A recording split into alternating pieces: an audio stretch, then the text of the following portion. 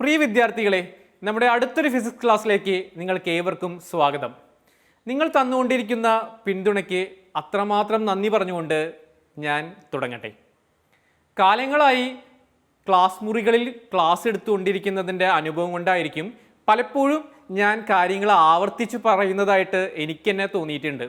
ഇപ്രാവശ്യം ആവർത്തനങ്ങൾ പരമാവധി ഒഴിവാക്കി കാര്യപ്രസക്തമായ കാര്യങ്ങൾ മാത്രം പറഞ്ഞുകൊണ്ട് ഒരു ഫിസിക്സ് ക്ലാസ് നിങ്ങൾക്ക് തരാൻ ഞാൻ ശ്രമിക്കുന്നുണ്ട്. പ്രതിസന്ധികളുടെ ഈ പെരുമഴക്കാലത്ത് ഒന്നുകൊണ്ട് നിങ്ങളെ തളരരുത്.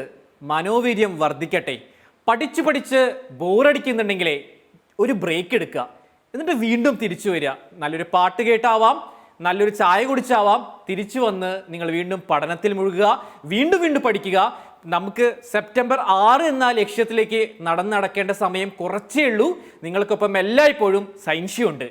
ലാസ്റ്റ് ക്ലാസ്സിൽ നമ്മൾ പഠിച്ചത് സിമ്പിൾ ഹാർമോണിക് മോഷൻ എന്താണെന്ന്, സിമ്പിൾ ഹാർമോണിക്കിൻ്റെ മാത്തമാറ്റിക്കൽ എക്സ്പ്രഷൻ, അതുമായി ബന്ധപ്പെട്ട പ്രീവിയസ് ഇയർ ക്വസ്റ്റ്യൻസ് ആണ് നമ്മൾ പഠിച്ചത്. നിങ്ങളെല്ലാവരും അത് പഠിച്ച് കാണുമെന്ന് വിചാരിക്കുന്നു. നിങ്ങൾ എഴുതിയെടുത്ത് അതിലെ ചോദ്യങ്ങളൊക്കെ നോക്കിയല്ലോ അല്ലേ? നിങ്ങൾക്ക് എന്തെങ്കിലും സംശയങ്ങളുണ്ടെങ്കിൽ നിങ്ങൾ ആ കമൻറ്റ് ബോക്സിൽ എഴുതിയിട്ടാൽ മതി.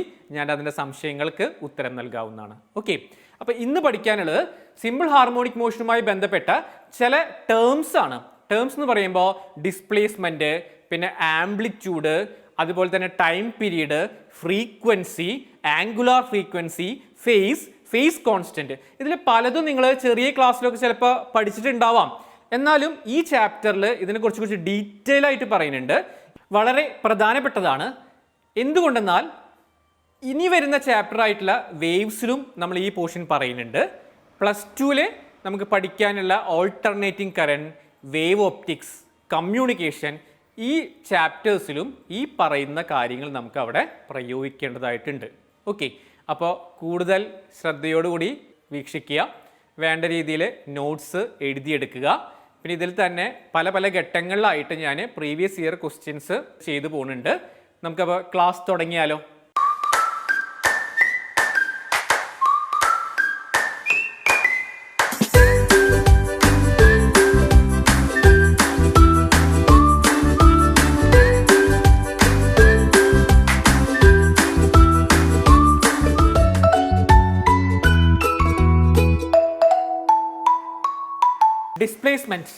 ഡിസ്പ്ലേസ്മെന്റ് എന്നുള്ള വാക്ക് നിങ്ങൾക്ക് നല്ല പരിചയം ഉണ്ടാവും അല്ലേ? മോഷൻ ഇൻ സ്ട്രെയിറ്റ് ലൈൻ നമ്മൾ പഠിച്ചിട്ടുണ്ട്. അതിന് മുന്നേ ചെറിയ ക്ലാസ്സിൽ പഠിച്ചിട്ടുണ്ട്. The shortest distance between initial and final പൊസിഷനെയാണ് നമ്മൾ ഡിസ്പ്ലേസ്മെന്റ് എന്ന് പറയുന്നത്. ഓക്കെ, പക്ഷേ ഈ ഒരു ചാപ്റ്ററിൽ, ഓസിലേഷൻ എന്നുള്ള ചാപ്റ്ററിൽ, ഓസിലേറ്റിംഗ് പാർട്ടിക്കിൾ കവർ ചെയ്യുന്ന ഡിസ്പ്ലേസ്മെന്റ് കേസിലെ ചെറിയൊരു വ്യത്യാസമുണ്ട്. ആ വ്യത്യാസം എന്താണെന്ന് നോക്കാം. Displacement, the distance of the oscillating particle from its mean position at any instant is called displacement എന്നാണ് പറയുന്നത്. അത് ഡിനോട്ട് ചെയ്യുന്ന ലെറ്റർ എക്സ് ആണ്. ഡിസ്പ്ലേസ്മെൻറ്റ് ഓസിലേഷൻ എന്നുള്ള ടോപ്പിക്കിലേക്ക് വരുമ്പോൾ സമയത്തിനനുസരിച്ച് ഏതെങ്കിലും ഒരു ഫിസിക്കൽ ക്വാണ്ടിറ്റി മാറുന്നുണ്ടെങ്കിൽ ആ ഒരു ഫിസിക്കൽ ക്വാണ്ടിറ്റിയാണ് അവിടുത്തെ ഡിസ്പ്ലേസ്മെൻറ്റ് വേരിയബിൾ ആയിട്ട് പറയുന്നത്. ഇപ്പോൾ നിങ്ങളിവിടെ എഴുതിയിരിക്കുന്നത് നോക്കി നോക്കൂ. Displacement represents changes in physical quantity with time. സമയത്തിനനുസരിച്ച് മാറുന്നൊന്ന്. അത് പ്രഷർ ആവാം, അല്ലെങ്കിൽ ആംഗിൾ ആവാം, അല്ലെങ്കിൽ തന്നെ പൊസിഷൻസ് ആവാം. ഇപ്പം നമുക്കൊരു എക്സാമ്പിൾ കാണാം. ഫസ്റ്റ് എക്സാമ്പിൾ ലോഡഡ് സ്പ്രിംഗ് ആണ് കൊടുത്തിരിക്കുന്നത്. ഈ ലോഡഡ് സ്പ്രിങ്ങിൽ നിങ്ങൾ നോക്കിയാൽ അറിയാം. ഇവിടെ നോക്കി നോക്കൂ. ഈ സ്പ്രിങ്ങിൻ്റെ അറ്റത്തായിട്ടൊരു ബ്ലോക്ക് കണക്ട് ചെയ്തിട്ടുണ്ട്. അതിൻ്റെ മറ്റേ അറ്റം ഒരു റിജിഡ് വാളിൽ ഫിക്സ് ചെയ്ത് വെച്ചിട്ടുണ്ട്. ഒരു ഫ്രിക്ഷൻലെസ് ആയിട്ടുള്ള ഒരു സർഫസിലൂടെ ഈ ഒരു ബ്ലോക്ക് ഇങ്ങനെ ഓസിലേറ്റ് ചെയ്തുകൊണ്ടിരിക്കുക. അപ്പോൾ ആദ്യം നമ്മൾ എന്താ ചെയ്യുക? ഈ ബ്ലോക്കിനെ ഒരു ഫോഴ്സ് കൊടുത്തിട്ട് ഇതുവരെ ഇങ്ങനെ വലിച്ചിട്ട് ഇവിടെ നമ്മൾ റിലീസ് ചെയ്യും. അപ്പോൾ ഇങ്ങനെ ഓസിലേറ്റ് ചെയ്തുകൊണ്ടിരിക്കും. ഇതാണ് അതിൻ്റെ മീൻ പൊസിഷൻ. നിങ്ങൾക്കറിയാം. ഈ മീൻ പൊസിഷനിൽ നിന്ന് ഇവിടേക്കുള്ള ഡിസ്പ്ലേസ്മെൻ്റ് ആണ് ലീനിയർ ഡിസ്പ്ലേസ്മെൻറ്റ്. റൈറ്റ് സൈഡിലേക്കുള്ള ലീനിയർ ഡിസ്പ്ലേസ്മെൻറ്റ്. അതുതന്നെ അത് ഇങ്ങോട്ടേക്ക് ഓസിലേറ്റ് ചെയ്യുമ്പോൾ ലെഫ്റ്റ് സൈഡിൽ ഇവിടെ വരെ എത്തുന്നുണ്ടെന്ന് വിചാരിക്കുക. അങ്ങനെയാണെങ്കിൽ ഇതാണ് ലെഫ്റ്റ് സൈഡിലേക്കുള്ള ഡിസ്പ്ലേസ്മെൻറ്റ്. ഇവിടെ +x-ഉം ഇത് നമുക്ക് -x-ഉമായിട്ട് റെപ്രസെൻ്റ് ചെയ്യാം. ഇപ്പോൾ ഇവിടെ ഒരു പൊസിഷനാണ്. ഈ പോയിന്റിൽ നിന്ന് ഈ പോയിന്റ് വരെയുള്ള സാധാരണ നിങ്ങൾക്ക് പേര് കേൾക്കുമ്പോൾ തന്നെയുള്ള ആ ലീനിയർ ഡിസ്പ്ലേസ്മെന്റ് തന്നെയാണ് ലോഡഡ് സ്പ്രിങ്ങിന്റെ കേസിൽ വരുന്നത്. പക്ഷേ അടുത്ത കേസിൽ നമുക്ക് നോക്കുകയാണെങ്കിൽ സിമ്പിൾ പെൻഡലത്തിൽ നോക്കാം. ഈ സിമ്പിൾ പെൻഡലം ഓസിലേറ്റ് ചെയ്തുകൊണ്ടിരിക്കുന്ന ആരും നിങ്ങൾക്ക് നല്ലോണം പരിചയമുള്ള ഒരു എക്സാമ്പിളാണ്. ഈ എക്സാമ്പിളെ സംബന്ധിച്ച് ഇവിടെ സമയത്തിനനുസരിച്ച് മാറിക്കൊണ്ടിരിക്കുന്നത് എന്താണെന്ന് ചോദിച്ചു കഴിഞ്ഞാൽ ആംഗിളാണ്. Angular deviation with vertical. ഈ വെർട്ടിക്കലുമായി ഉണ്ടാക്കുന്ന ആംഗിളാണ് ഇവിടെ സമയത്തിനനുസരിച്ച് മാറിക്കൊണ്ടിരിക്കുന്നത്. അത് റൈറ്റ് സൈഡിലേക്ക് പോകുമ്പോൾ ഇങ്ങനെ അടയാളപ്പെടുത്താം.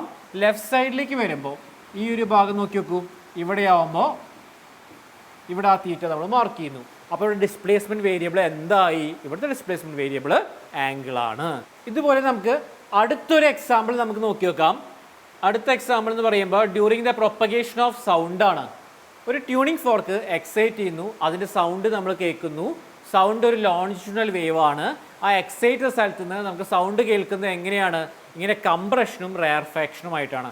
കംപ്രഷനും റെയർഫാക്ഷൻ എന്ന് പറയുമ്പോൾ നിങ്ങൾക്കറിയാം പ്രഷർ കൂടിയ റീജിയനും പ്രഷർ കുറഞ്ഞ റീജിയൻ നമുക്കത് കാണാൻ പറ്റും. ഇവിടെ പ്രഷർ കൂടിയ റീജിയൻ എന്ന് പറയുമ്പോൾ ഏതാണ്? ഈ കാണുന്ന ഭാഗമാണ് പ്രഷർ കൂടിയ റീജിയൻ. ഈ ഭാഗമാണ് എന്താ? പ്രഷർ കുറഞ്ഞ ഭാഗമാണ്. അപ്പോൾ ഇവിടെ സമയത്തിനനുസരിച്ച് മാറിക്കൊണ്ടിരിക്കുന്ന ഫിസിക്കൽ ക്വാണ്ടിറ്റി ഏതാണെന്ന് ചോദിച്ചു കഴിഞ്ഞാൽ പ്രഷറാണ്. അപ്പോൾ ലോക്കൽ ചേഞ്ച് ആണ് അവിടെ ഉണ്ടാവുന്നത് അല്ലേ? Local change in pressure. ആ ഓരോ പ്രത്യേക സെക്ഷനിലെ പ്രഷറിൻ്റെ ചേഞ്ചാണ് അവിടെ ഡിസ്പ്ലേസ്മെൻറ്റ് വേരിയബിൾ ആയിട്ട് നമ്മൾ പറയുന്നത്. Displacement variable is measured function of time. അതിന് പോസിറ്റീവ് ഉണ്ട്, നെഗറ്റീവ് ഉണ്ട്. ഫസ്റ്റ് കേസിൽ നമ്മൾ പറഞ്ഞു ലോഡഡ് സ്പ്രിങ്ങിലാണെങ്കിലും പോസിറ്റീവ് ഉണ്ട്, നെഗറ്റീവ് ഉണ്ട്. സിമ്പിൾ പെൻഡലം ആണെങ്കിലും ഒരു പോസിറ്റീവ് ആംഗിൾ ഈ ഡയറക്ഷനിലേക്കാണെങ്കിൽ നമുക്ക് വേണമെങ്കിൽ ഈ ഡയറക്ഷനിലേക്ക് ഒരു ആംഗിൾ വ്യത്യാസം കാണുന്നുണ്ട്.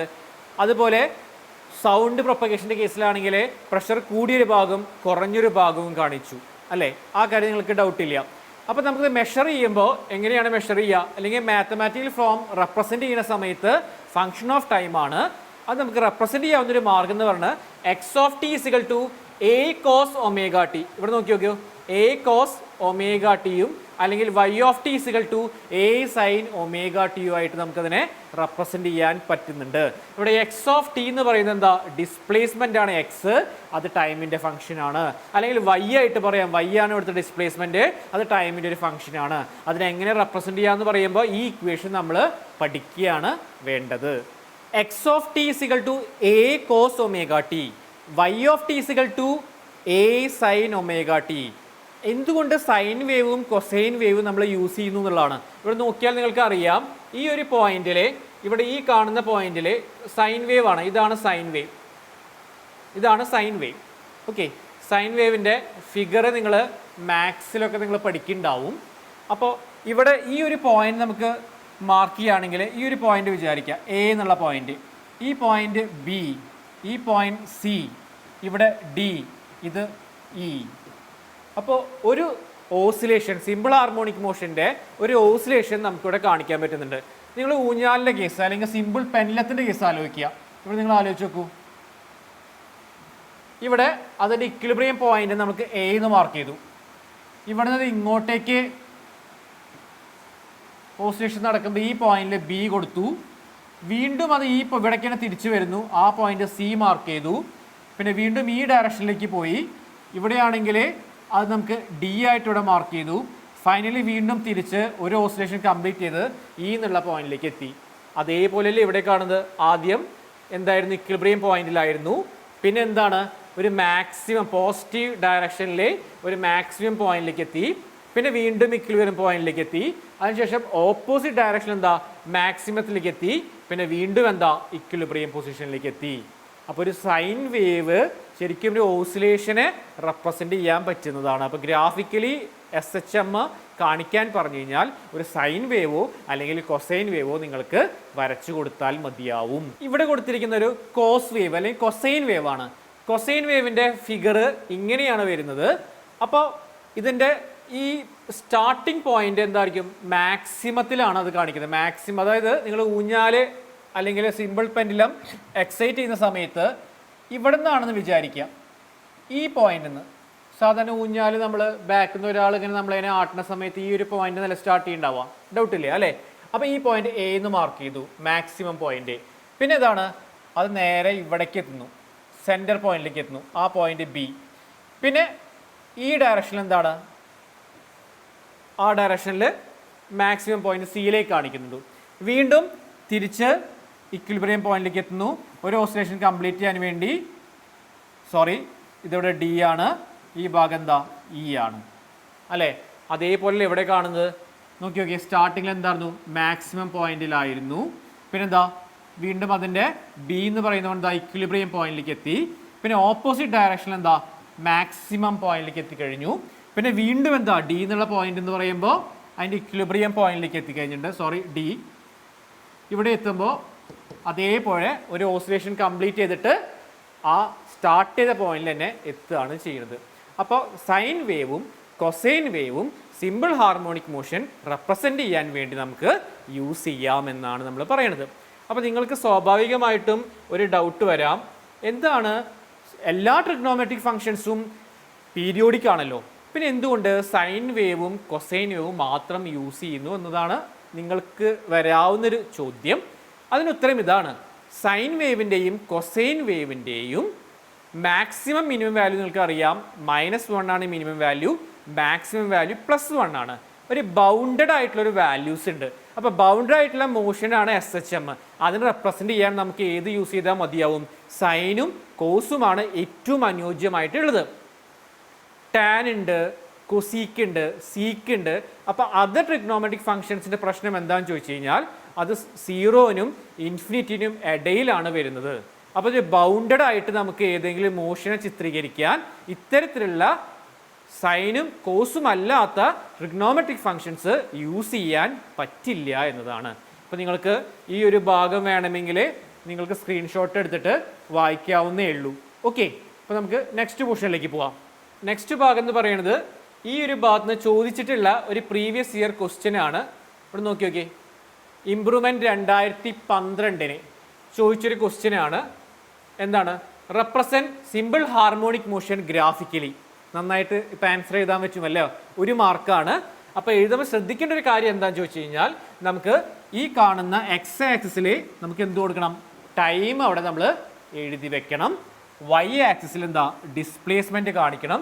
ഈ ഫിഗർ ഒരു സൈൻ വേവ് ആണ് അവർ കാണിച്ചിരിക്കുന്നത് അല്ലേ. നല്ല വൃത്തിയിൽ നിങ്ങൾക്കൊരു സൈൻ വേവ് വരച്ചു കൊടുക്കാം, അല്ലെങ്കിൽ ഒരു കോസ് വേവ് വരച്ചു കൊടുത്താൽ മതിയാകും. ഈ ഒരു പോർഷനിൽ ഇനി പഠിക്കാനുള്ള ഒരു ഭാഗം എന്ന് പറഞ്ഞു കഴിഞ്ഞാൽ ആംപ്ലിറ്റ്യൂഡ് എന്നാൽ എന്താണ്. ഇപ്പോൾ ഡിസ്പ്ലേസ്മെൻറ്റുമായി കണക്ട് ചെയ്ത് പറയാവുന്ന വളരെ സിമ്പിളായിട്ടുള്ള ഒരു ടേമാണ് ആംപ്ലിറ്റ്യൂഡ്. ആംപ്ലിറ്റ്യൂഡ് എന്ന് പറയുമ്പോൾ ഇതാ maximum displacement from the mean position, അതിനെയാണ് നമ്മൾ ആംപ്ലിറ്റ്യൂഡ് എന്ന് പറയുന്നത്. റെപ്രസെൻ്റ് ചെയ്യുന്നത് ക്യാപിറ്റൽ എ എന്ന് പറയുന്ന ലെറ്റർ യൂസ് ചെയ്തിട്ടാണ്. അപ്പോൾ ഇവിടെ നിങ്ങൾക്ക് ഒരു സിമ്പിൾ ഹാർമോണിക് മോഷൻ നമുക്ക് നോക്കി നോക്കാം. ഒരു സിമ്പിൾ പെൻഡിൽ നോക്കുകയാണെങ്കിൽ ഇവിടെ ഈ പോയിൻ്റ് അതിൻ്റെ ഇക്വിലിബ്രിയം പോയിൻ്റാണ്. ഇവിടെ ഇതിങ്ങനെ ഓസിലേറ്റ് ചെയ്യുന്നു. ഈ ഒരു പോയിന്റിലേക്ക് എത്തി എന്ന് വിചാരിച്ചോളൂ, ഈ ഒരു പോയിന്റിലേക്ക് എത്തി. സപ്പോസ് ഇത് നമുക്കൊരു 1 മീറ്റർ ആണെന്ന് വിചാരിക്കുക. ഓക്കെ, 1 മീറ്റർ ആണെന്ന് വിചാരിക്കുക. വലുതിങ്ങനെ അതുവരെ അങ്ങോട്ട് എത്തി, വീണ്ടും തിരിച്ചിങ്ങനെ പോയിക്കൊണ്ടിരിക്കുന്നു വിചാരിക്കാം. അപ്പോൾ ഇതിൽ ഈ 1 മീറ്റർ ഇതിൽ നിന്ന് ഇവിടെ നിന്ന് ഈ ഒരു പോയിന്റിലേക്കുള്ള ഈ ഒരു ഡിസ്പ്ലേസ്മെൻറ്റ് വിളിക്കുന്ന പേരാണ് ആംപ്ലിറ്റ്യൂഡ് എന്ന് പറയുന്നത്. സപ്പോസ് അത് 0.9 മീറ്റർ ആണെങ്കിൽ എന്താ, അതിന് നമ്മൾ എന്ത് വിളിക്കില്ല, ആംപ്ലിറ്റ്യൂഡ് എന്ന് വിളിക്കില്ല, അതൊരു ഡിസ്പ്ലേസ്മെൻ്റ് ആണ്, സമ്മതിച്ചു. 0.8 മീറ്റർ ആണെങ്കിൽ അപ്പോഴും എന്താണ്, ഡിസ്പ്ലേസ്മെൻ്റ് ആണ്, പക്ഷെ മാക്സിമം അല്ല. മാക്സിമം നമ്മൾ ഓൾറെഡി ഡിഫൈൻ ചെയ്ത് വെച്ചിട്ട് എന്താ 1 മീറ്റർ ആണെന്ന് ഞാൻ പറഞ്ഞു കഴിഞ്ഞു. അപ്പോൾ ആ മാക്സിമം ഡിസ്പ്ലേസ്മെൻറ്റ് വിളിക്കുന്ന പേരാണ് ആംപ്ലിറ്റ്യൂഡ് എന്ന് പറയുന്നത്. അപ്പോൾ മാക്സിമം ഡിസ്പ്ലേസ്മെൻറ്റ് എങ്ങനെ കാണിക്കാൻ പറ്റും, ഇവിടെ കാണുന്ന പോലെ മാക്സിമം ഡിസ്പ്ലേസ്മെൻറ്റ് നമുക്ക് എന്താ +or-a എന്ന് പറഞ്ഞിട്ട് നമുക്കിവിടെ കാണിക്കാൻ പറ്റും. +or-a എന്തുകൊണ്ടാണ്, ആ ഡയറക്ഷനിൽ മാക്സിമം വാല്യൂ എന്ന് പറയുമ്പോൾ ഇവിടെ നോക്കി നോക്കൂ, ഇവിടെ +a ആയിട്ട് കാണിച്ചു. ഇനി ഈ ഒരു ഭാഗത്ത് ഈ ഡയറക്ഷനിൽ വരികയാണെങ്കിലോ, അപ്പോൾ ഇവിടെ നമുക്കത് ഇത്രയും ഭാഗം, ഇവിടെ നിന്ന് ഇത്രയും ഭാഗം എന്താ -a ആയിട്ട് കാണിക്കാം. ഇപ്പോൾ ഡിസ്പ്ലേസ്മെൻറ്റ് ഇവിടെ കാണുന്ന എക്സ് മാക്സിമം ഡിസ്പ്ലേസ്മെൻറ്റിനെ ആംപ്ലിറ്റ്യൂഡ് എന്ന് പറയാം. അത് 2 ഡയറക്ഷനിലും ഉള്ളത് കൊണ്ട് +or- എന്ന് കാണിക്കാം എന്നാണ് പറയുന്നത്. സ്വാഭാവികമായിട്ടും ഡിസ്പ്ലേസ്മെൻറ്റ് യൂണിറ്റ് നിങ്ങൾക്ക് അറിയാം, മീറ്റർ ആണ്. ഇവിടെയും അതിൻ്റെ ആംപ്ലിറ്റ്യൂഡിൻ്റെ യൂണിറ്റ് എന്താണെന്ന് ചോദിച്ചാൽ മീറ്റർ ആണ് നിങ്ങൾ ആൻസർ പറയേണ്ടത്. നമുക്കൊരു ക്വസ്റ്റ്യനിലേക്ക് വരാം. പബ്ലിക് എക്സാമിന് ചോദിച്ചിട്ടുള്ള മാർച്ച് 2017 ചോദിച്ചിട്ടുള്ളൊരു ക്വസ്റ്റ്യനാണ്. ഈ ക്വസ്റ്റ്യൻ നിങ്ങളൊന്ന് വായിച്ചു നോക്കിയേ. Displacement in a simple harmonic motion can be represented as x of t a cos omega t plus phi where phi is the phase constant. Identify and define a and omega in the equation എന്നാണ് ചോദിച്ചിരിക്കുന്നത്. ഇതിലെ phase എന്താണ്, അല്ലെങ്കിൽ phase constant എന്താണ്, angular frequency എന്താണെന്നൊക്കെ ഞാൻ അടുത്ത വീഡിയോയിൽ പറയുന്നുണ്ട്. ഈ വീഡിയോയിൽ നമുക്ക് പഠിച്ച കാര്യങ്ങൾ എന്താണ്? എ എന്തിനാണ് ഡിനോട്ട് ചെയ്യുന്നത്? ഇവിടെ കാണിച്ചിരിക്കുന്ന എ എന്ന് പറയുമ്പോൾ എ ഇസ് എ ആംപ്ലിറ്റ്യൂഡ്, നിങ്ങൾ ആൻസർ ചെയ്യണം. എയുടെ ഡിഫൈൻ ചെയ്യണമെന്ന് പറയുമ്പോൾ അറിയാം maximum displacement from the mean position എന്നാണ് ഈ ഭാഗത്ത് നമ്മളായിട്ട് പറയുന്നത്. പ്രിയപ്പെട്ട വിദ്യാർത്ഥികളെ, ഇന്ന് നമ്മൾ പഠിച്ച ഭാഗം ഡിസ്പ്ലേസ്മെൻറ്റും അതുമായി കണക്ട് ചെയ്ത ഭാഗം എന്ന് പറയുമ്പോൾ ആംപ്ലിറ്റ്യൂഡ് എന്നുള്ള വേർഡുമാണ് അല്ലേ. അതിൻ്റെ കൺസെപ്റ്റൊക്കെ നിങ്ങൾക്ക് നല്ല ക്ലിയർ ആണെന്ന് വിചാരിക്കുന്നു. അതുമായി ബന്ധപ്പെട്ട ക്വസ്റ്റ്യൻസ് ഞാൻ ചെയ്തിട്ടുണ്ട്. നന്നായി അത് നോക്കി വെക്കുക, എഴുതി വെക്കുക. ബാക്കിയുള്ള ഡെഫിനീഷൻസ് ആയിട്ടുള്ള time period, frequency, angular frequency, phase constant, ഇതൊക്കെ നമുക്ക് അടുത്ത വീഡിയോയിലായിട്ട് പഠിക്കാം. ഇനി അടുത്ത വീഡിയോയിൽ കാണുന്നത് വരെ നമസ്കാരം.